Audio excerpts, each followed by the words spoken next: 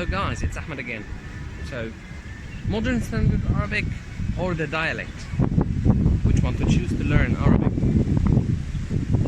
Do you know the best epic use? That's the one. So, let's begin.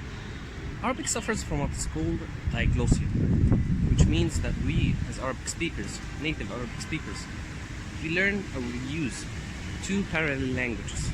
A language that is used in our daily routine with families, with friends, in daily conversation, in chatting on Facebook, WhatsApp, and whatsoever.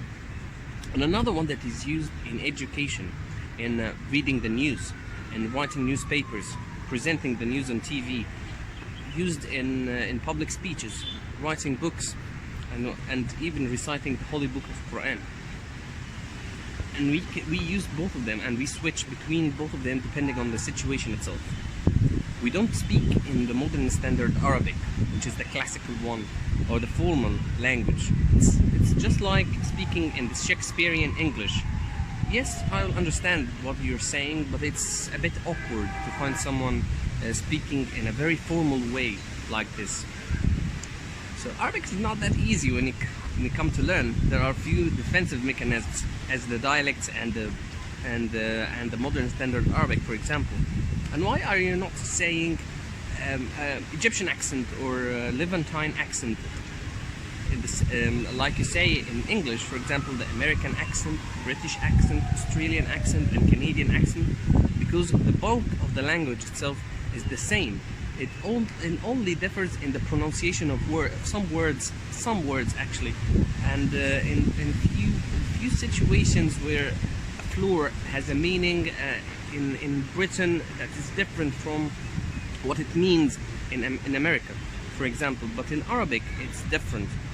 Remember in the previous video when I said that there are 22 Arabic countries, and it covers about I believe more than 14 million square kilometers, which makes it a bit large actually, and influenced by many languages, many invasions, many historical events, and people. For example, the Egyptian Arabic, for example, is influenced by the Coptic language. The Moroccan Arabic is influenced very much by Berber and Amazigh language.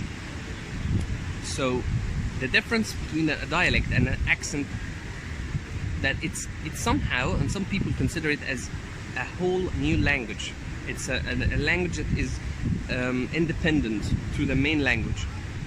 For example, I live in Egypt, I speak Arabic, and another one is sitting in front of me and he lives in Libya, for example, or in Morocco. He's also speaking Arabic. I might say a few words that I use in my daily routine and while talking with friends or something, and the other one, the Moroccan guy, will not understand what I mean, even though I'm speaking Arabic. And it's the same situation when he speaks in Moroccan Arabic and I might not understand what he's saying. And in these situations we tend to shift to the modern and the classical one, the formal one, which is the modern standard Arabic, or we try to use a little bit more formal words and more common and more familiar words in our own dialect. I don't have to use the slang words that is used in Egypt. I tend to be a little bit formal when I speak to another Arabic speaker, but from another country, so he can understand me. So that's an issue. That's why you call it a dialect. It's not an accent. An accent is an accent. Accent even varies within one country. That's the difference. In Egypt there is the Saidi accent, Nubian accent.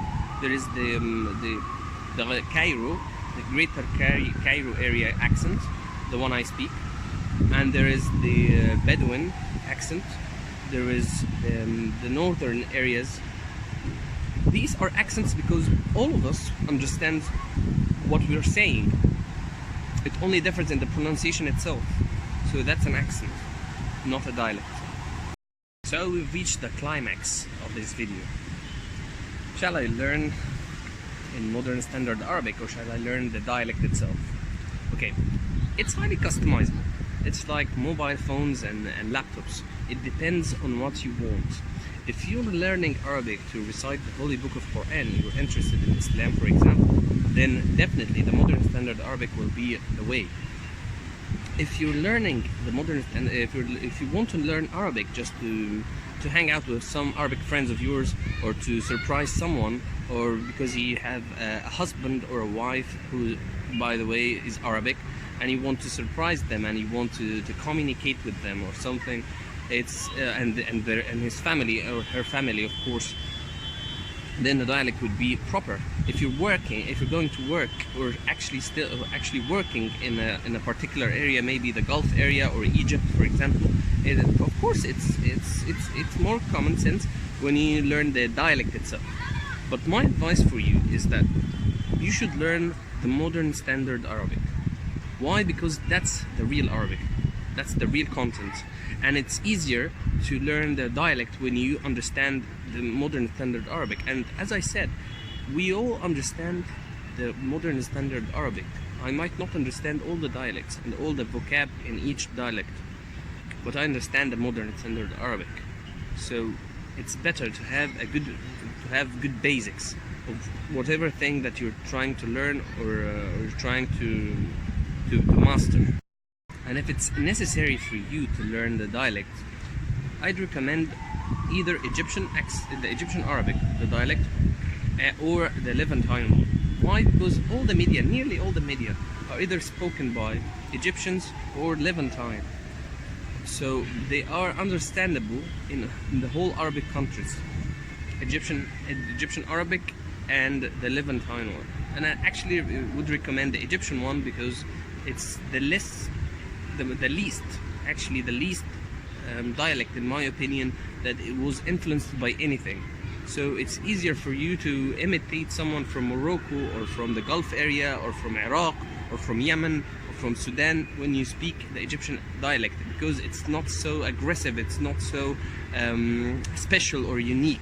It's more like a general accent or general way of speaking Arabic.